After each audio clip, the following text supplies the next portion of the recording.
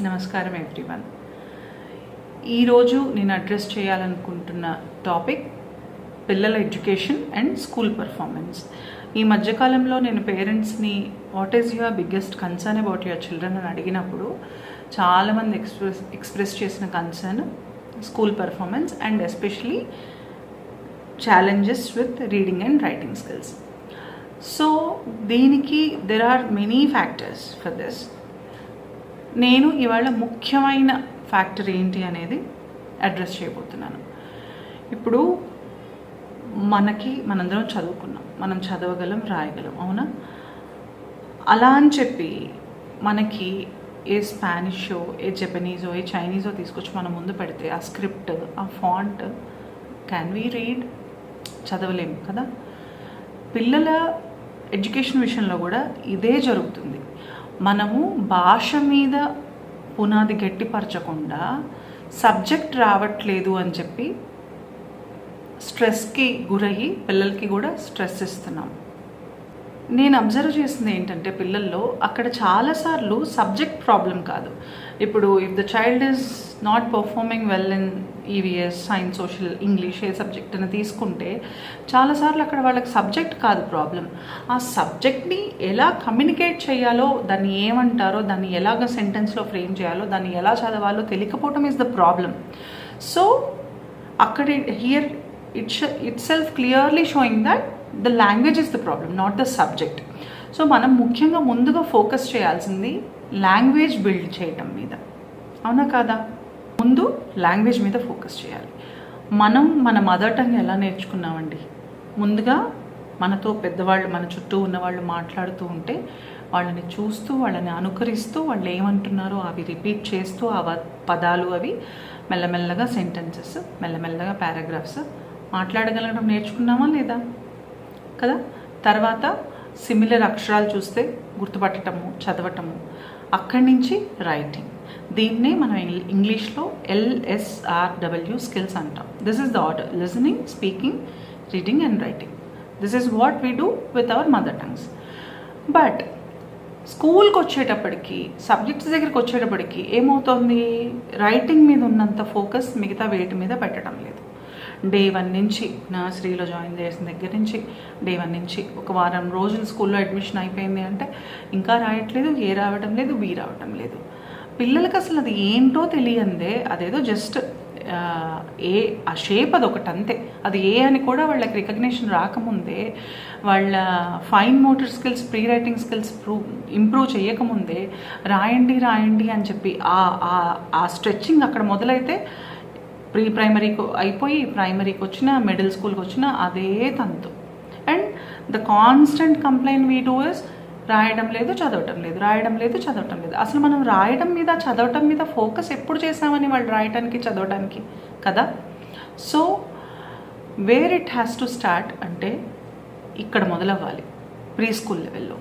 To start with లెటర్తో పాటు ఖచ్చితంగా phonic sound చెప్పాలి. ఫోనిక్ సౌండ్ వచ్చిన తర్వాత ఆ ఫోనిక్ సౌండ్ని యూజ్ చేసి మెల్లమెల్లగా ఆ పదాలను ఏమంటారో చదవటం నేర్పించాలి. వర్డ్స్ అయిన తర్వాత స్లోగా సెంటెన్సెస్లోకి వెళ్ళాలి. సెంటెన్సెస్లోకి వెళ్ళిన తర్వాత స్లోగా పారాగ్రాఫ్స్లోకి వెళ్ళాలి. రైటింగ్కి కూడా ఇదే పద్ధతి. ముందుగా రైటింగ్ స్కిల్స్ మీద ఫోకస్ చేయాలి. అండ్ ప్రీ స్కూల్కి వచ్చేటప్పటికి like fine motor skills, pre writing skills దగ్గర మొదలుపెట్టి you have to improve constantly. అంతేగాని డే 1 నుంచే నువ్వు ఏ రాయి, బి రాయి అంటే పిల్లలకి వాళ్ళ మజిల్ ఆ ఫార్మేటివ్ టైంలో ఏంటంటే చాలా టెండర్గా ఉంటుంది. వాళ్ళకి ప్రాపర్ పిన్సర్ గ్రిప్ ఉండదు, ప్రాపర్ హ్యాండ్ ఐ కోఆర్డినేషన్ ఉండదు. ఇవన్నీ లేకపోవటం వల్ల if we more focus on writing writing writing వాళ్ళకి నొప్పి చేసి, ఆ నొప్పి అది నొప్పి అని మేబీ పాపం వాళ్ళకి కూడా తెలియదేమో, ఏదో డిస్కంఫర్ట్ ఉంటుంది. అదేంటో ప్రాపర్గా ఎక్స్ప్రెస్ చేయలేక రాయనని మొండికేయటము, ఇంకా చదవని అంటాము, ఇవన్నీ చెప్పడం చేస్తూ ఉంటారనమాట. అందుకని యూ మేక్ ష్యూర్ మీరు ప్రాపర్ కన్స్ట్రక్టివ్ రైటింగ్ మొదలెట్టేటప్పటికి you have to make sure that your child is ready for writing. First ఇనీషియల్గా focus on pre writing skills. ఇది ప్రీ ప్రైమరీ లెవెల్లో. ప్రైమరీ లెవెల్కి వచ్చేటప్పటికి వర్డ్స్ చదవగలుగుతున్నారా లేదా, సెంటెన్సెస్ చదవగలుగుతున్నారా లేదా చెక్ చేసుకోండి. యూజువల్గా if they can read, they can also right ఆటోమేటిక్గా. సో ఫస్ట్ ఆ రీడింగ్ డెవలప్ చేయండి. అండ్ ఈ రీడింగ్ డెవలప్ చేయడానికి దయచేసి సబ్జెక్ట్ బుక్స్ వాడద్దు. సబ్జెక్ట్ బుక్స్ ఏంటంటే it already have some certain goals. ఇది వచ్చి ఉండాలి, ఇది నేర్చుకుని ఉండాలి, ఇంత రావాలి, ఇది పర్ఫామ్ చేయాలి and all. So that itself creates కొంచెం పిల్లలకి యాంగ్జైటీ క్రియేట్ చేస్తుంది. దాని బదులు టేక్ యాక్టివిటీ బుక్స్ హెల్ప్, లేదంటే story books are the best things to introduce with. Reading skills develop చేయండి బాగా. పదాల దగ్గర మొదలుపెట్టి మెల్లమెల్లగా సెంటెన్స్లోకి వెళ్ళండి. స్లోగా ఈ స్పెల్లింగ్ ఏమై ఉంటుంది, జస్ట్ ర్యాండమ్గా ఒక వర్డ్ చెప్పి ఫోనిక్స్ హెల్ప్స్ తోటి ఆ స్పెల్లింగ్ని ప్రొనౌన్స్ చేయమని చెప్పండి. If it is right good, otherwise ఇంకేమై ఉండొచ్చు అని చెప్పి స్లోగా. English has so many rules. ఈ స్పెల్లింగ్ ఇలా ఎందుకుంది, ఆ స్పెల్లింగ్ అలా ఎందుకుంది అంటే only language teachers can explain that. మీరు చెప్పచ్చు, ఇది నాకు కూడా తెలియదు నాన్న, let us come Google together and know it అని చెప్పచ్చు. ఆర్ ఎల్స్ మీరు తెలుసుకుని కూడా చెప్పచ్చు, ఎలా అయినా చెప్పచ్చు. బట్ ఇక్కడ అది ఎందుకు అలా ఉందో కాదు, మనం ఎప్పుడు కూడా we by default we speak in correct way, we write in the correct way, spellings and all. చాలా మందికి అది ఎందుకు అలా చేస్తామో తెలియదు, but we keep doing, we have learned that way.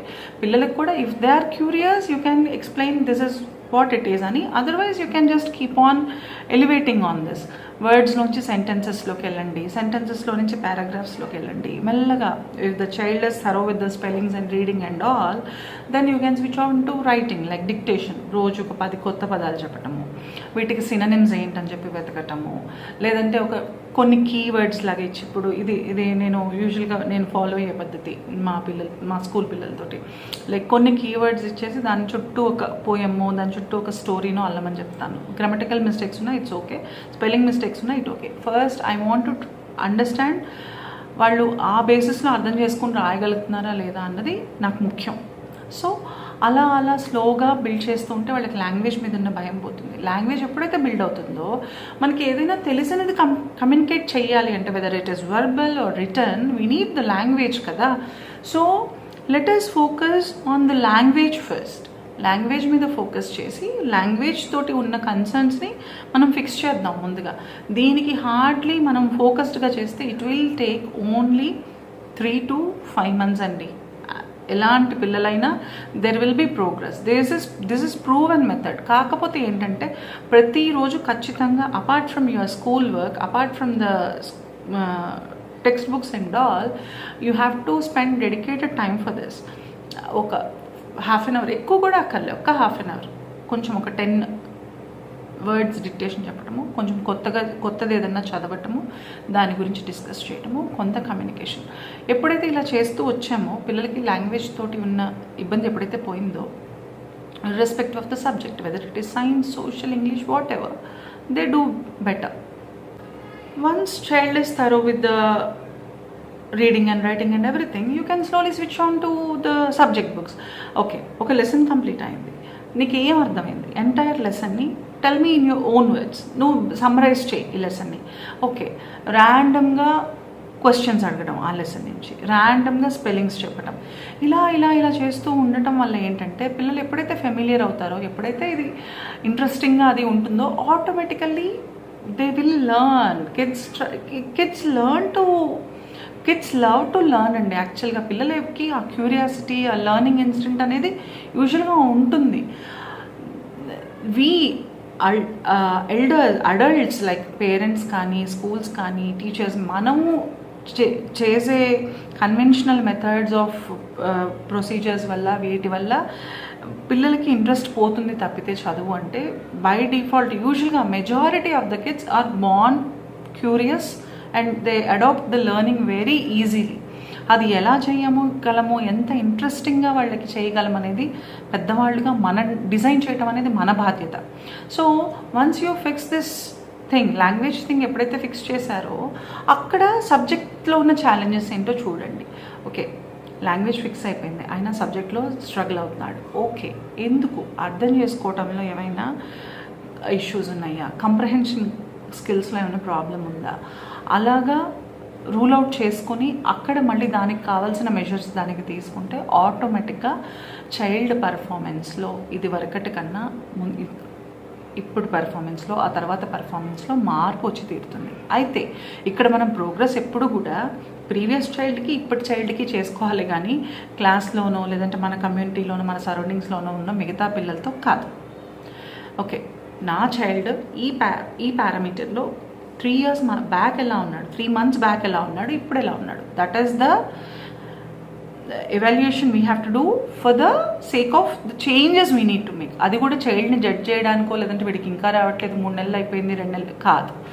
కొంతమందికి కొంచెం ఎక్కువ టైం పట్టచ్చు, కొంతమంది కొంచెం తక్కువ టైం పట్టచ్చు, బట్ చెప్పే రీతిలో చెప్తే there will be progress for sure.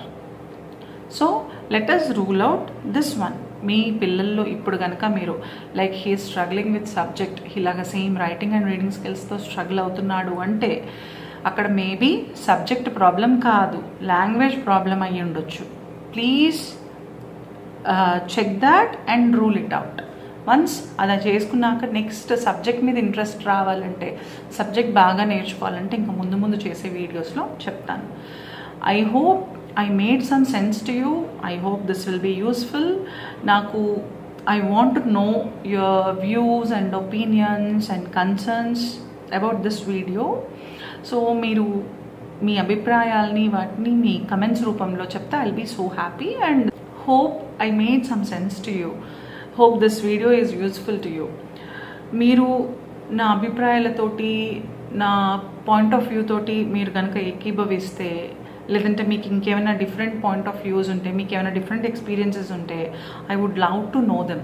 So దయచేసి మీరు మీ అభిప్రాయాల్ని, మీ ఒపీనియన్స్ని కమెంట్స్లో చెప్పండి. Have a good day. Thank you.